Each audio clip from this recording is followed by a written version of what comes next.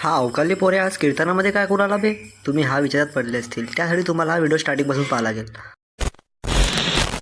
आज सकाळी 5 वाजताच पूर्ण फॅमिलीनं आपल्याला झोपेतून उठवलं. चल म्हणे शेगावला जायचं आहे. मग काय बसलो ट्रेनमध्ये आणि निघालो सगळे शेगाव. आपल्या पुरी फॅमिलीसोबत होते, म्हणजे त्यांच्यासोबत गप्पा गोष्टी करत आम्ही शेगावमध्ये पोहोचलो आणि ऑटो पकडून आम्ही लगेच मंदिराकडे निघालो. मंदिरामध्ये पाहून आज एक गोष्टीची कमी होती, ते होती गर्दी. असं पहिल्यांदा झालं असेल जेव्हा आम्ही शेगावला आलो आणि गर्दी बिलकुल नव्हती. मग आम्ही फटाफट लाईनमध्ये लागलो आणि दर्शनाकडे निघालो. एकदम आरामात दर्शन घेऊन आम्ही सगळे बाहेर आलो. आतमध्ये कॅमेरा अलाउड नव्हता म्हणून काही शूट करू शकलो नाही. कधी जप्त झाला असता तर पुढचा ब्लॉग आमचा स्टेशनमध्येच निघाला असता.